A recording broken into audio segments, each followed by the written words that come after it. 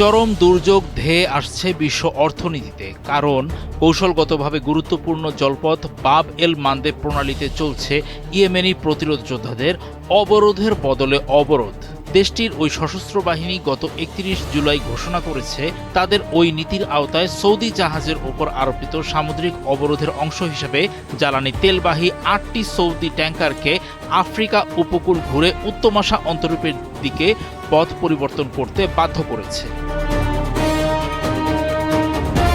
Yemeni সশস্ত্র বাহিনীর মুখপাত্র ব্রিগেডিয়ার জেনারেল ইয়াহিয়া সারি এক বিবৃতিতে জানান, সৌদি তেলবাহী জাহাজের ওপর কড়াকড়ি আরোপের পর এই পদক্ষেপ নেওয়া হয়েছে।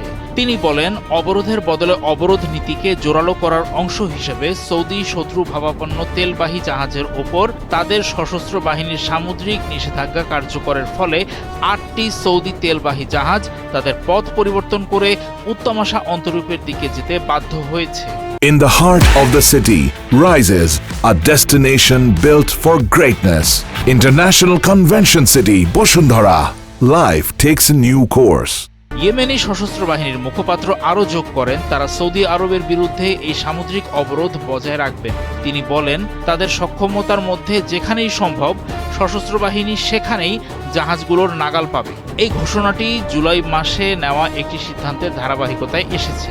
ঘোষণাটিতে জানানো হয়েছিল, ইয়েমেনের ওপর দীর্ঘদিনের আরোপিত অবরোধের পাল্টা জবাবে সৌদি বন্দরে আসা যাওয়া করা সৌদি জাহাজগুলো সামুদ্রিক নিষেধাজ্ঞার মুখোমুখি হবে। ভারী বৃষ্টিপাতের মধ্যেও ইয়েমেন জুড়ে আয়োজিত গণবিক্ষোভের প্রশংসা করে ইয়াহিয়া সারি বলেন, এটি সাধারণ মানুষের অভূতপূর্ব সমর্থনেরই প্রতিফলন। ইয়েমেন জোর দিয়ে বলেছে, প্রায় ১২ বছর ধরে তাদের সমুদ্র বন্দর ও বিমানবন্দরগুলোতে সৌদি নেতৃত্বাধীন জোটের আরোপিত বিধিনিষেধের জবাবেই এমন পদক্ষেপ নেওয়া হয়েছে। সারি আরও জানান, সানার সামরিক অভিযানের মূল লক্ষ্য হল দেশটির ওপর আরোপিত তথাকথিত অবরুদ্ধ অবস্থার অবসান ঘটানো এবং ইয়েমেনের অধিকার ফিরিয়ে আনা। সানা কর্তৃপক্ষ বারবার ইয়েমেনের পরিবহন অবকাঠামোর উপর আরোপিত বিধিনিষেধের বিষয়টি তুলে ধরেছে।